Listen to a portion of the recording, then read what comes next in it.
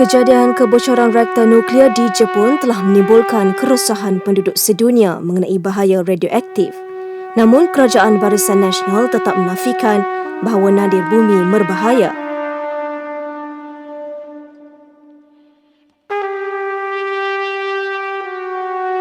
Pada tahun 1979, sebuah kilang yang menghasilkan sisa radioaktif telah beroperasi tanpa diketahui di Bukit Merah, Perak.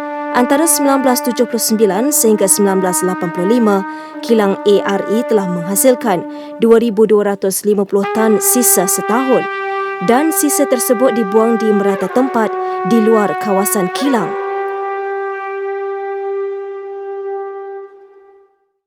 Semasa kilang ARE beroperasi, banyak kes leukemia telah berlaku ke atas penduduk Bukit Merah.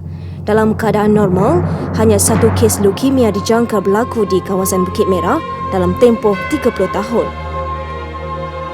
Apa yang mengejutkan adalah 8 orang kanak-kanak di Bukit Merah telah mendapat leukemia dalam masa 5 tahun sahaja. 去世了啊，10多个人，现在剩下4个，一个是白痴的，另外3个是一个脑膜炎，2个血癌，3个情况大了咯，还是有一个时常头痛的。 Tempat kerja Paswaranan amat dekat dengan kilang ARE semasa kilang tersebut beroperasi. Beliau telah melahirkan seorang anak bernama Kasturi yang menghidap penyakit pelik sejak dilahirkan sehingga kini. Saya kerja 5 bulan, 5-6 bulan saya kerja. Kerja mana? Itu papan kilang. Jadi berapa jauh itu papan kilang dari itu? Dekat. Tapi sakit juga, sakit mari muntah mari pun putih-putih mari. Tak boleh makannya lagi susah. Ada juga kita anak sekarang pun sakit. Dulu minggu pun dia kaki bengkak, saja kaki bengkak. Kaki dia kepala sakit. Ada pensan. Dia muntah darah mari. Pada tahun 1982, Lai Kwan yang sedang hamil pada masa itu bekerja dalam projek pembinaan di kilang berkenaan dan telah terdedah kepada pancaran radioaktif tanpa pengetahuannya. Lai Kwan telah melahirkan Kok Leong yang didapati terencah akal, jantung berlubang, asma dan lain-lain penyakit. 我都不知道那个工厂是做什么，我做建筑哪里有工作我就去做，哪里有做我就去做。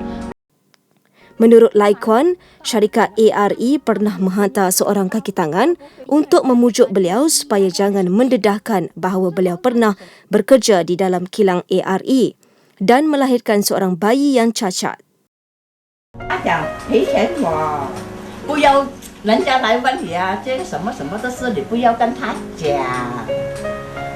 他讲我让你赔钱我都没用，等下你再做下去，别人的女人啊生了那个孩子又好像那个谢公一样的。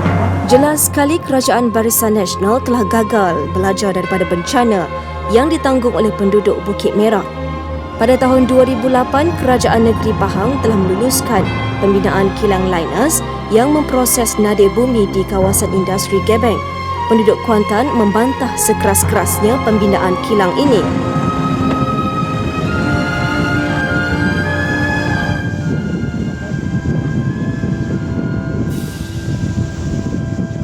Nama saya Haji Said Talib bin Said Sulaiman dari Bandar Damansara, Kuantan. Penduduk sini lebih kurang dalam 2,000 orang lebih lah. Kami sini khawatir dengan kesihatan penduduk kat sini jika kilang ni beroperasi kerana kawasan Damansara ini terlalu dekat dengan industri yang akan dibina di Gebeng. Rata-rata penduduk di sini membantah kehadiran kewujudan industri Lynas ini. My name is Balan. I'm residing at Taman Pandan Damai. After hearing so many stories, from Bukit Merah elsewhere, I'm also quite worried, that it may have some, health hazard. Hey, my name is Prabha. I came here in 1968 when I was in Form 2 because I like this place here. It's a very quiet place, very beautiful place. The health-wise, it may affect the people because if they let any chemical, the water sold into the rivers, it might affect the fish which we eat and the plants and the, I hope they will stop liners.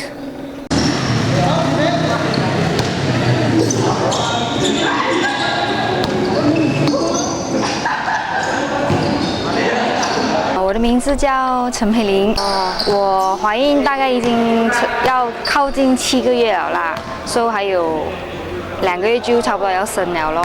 所以我担心的是就是它会影响我的下一代啦，还有我的孩子们已经在成长中咯。这个厂可能引发出来的后遗症会很多咯。如果那些它的废料处理的不妥当的话，可能就会祸害到邻近的居民啊，包括我的孩子在内啦。Stop liners! Stop liners! Stop liners! 我的名字叫曾耀田，我住在 Indra Makota， 我家距离那个稀土厂一共15 km。因为我是为了我下一代，希望那稀土厂会关闭。Bukan sahaja berpuluh ribu penduduk Kuantan diancam oleh bahaya radioaktif, pengusaha kecil di luar bandar turut menanggung risiko keselamatan dan kesihatan. 我名字叫做欧大富，我是经营这个影院业。我非常的担心，我坚决的反对这个稀土厂。这间稀土厂，它离开我们所营业的地方只是区区的7公里而已。我们非常的担心这个大自然的环境受到破坏。种了10多年了，算看，10多年了。这样它影响到我们的东西没有销路，我们就很难了咯。我在这边是从事这个种油种跟那个蔬菜业。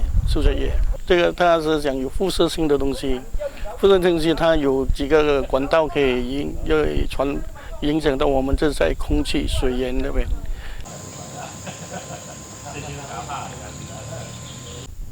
我姓张，名字叫志伟，是从事养殖农场。我就担心会有空气污染哦，水源污染哦，会造成我们的就是死亡率会比较高。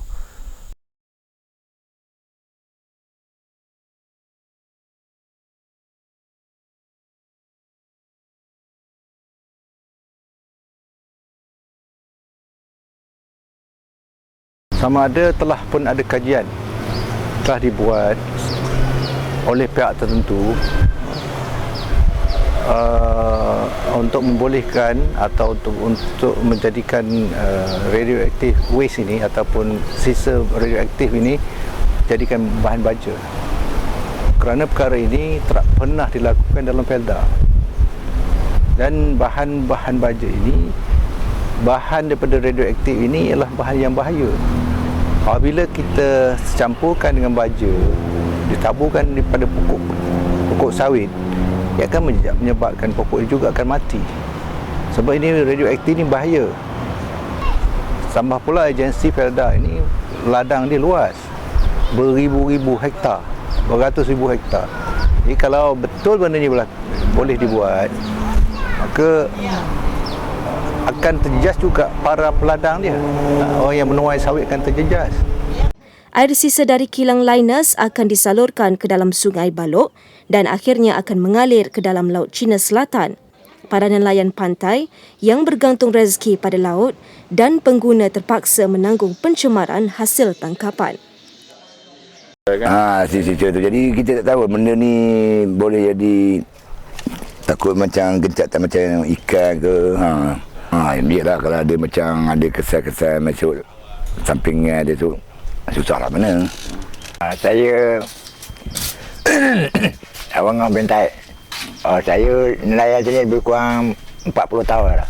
Di sini saya ingat lebih kurang 100 lebih lah kita ingat. Kita bimbang yang pertama sekali di segi kesihatan. Jadi kita takut efek akan datang. Mana masa kita mungkin tak ada apa-apa lagi. Takut masa anak kita, cucu kita. Di segi maknanya nelayan tangkapan, hasil tangkapan, kita takut efek dia tu takut jadi berkurangan lagi.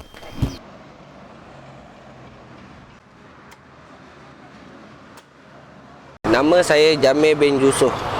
Saya berniaga menjual otak-otak, sata, kepuk dan makanan laut. Sebelum ada kilang linah, saya berniaga okey, saya tak ada rugi. Sejak kilang linah ini timbul, saya dah kerugian 3,000. Setiap kali tiba tahun baru Cina, saya dah kehilangan 3,000. Dalam sebulan ke? Dalam satu hari je. Dalam satu hari. Ya, pasal dia orang takut belum operate lagi pun, tapi dia orang pun sudah fikir infect dia tu. Kita tidak harus membiarkan kesalahan yang sama berlaku lagi. Sertailah pergerakan hijau hari ini juga untuk mempertahankan hak kita sebagai penghuni tanah air yang tercinta. Sesiapa pun tidak seharusnya menjadi mangsa radioaktif pada masa akan datang. Tanpa sokongan dan kesungguhan semua rakyat Malaysia, penduduk Kuantan tidak mungkin berjaya menyekat kilang Lynas daripada beroperasi. Oleh itu, sama-samalah kita berusaha untuk menyelamatkan Malaysia daripada ancaman radioaktif.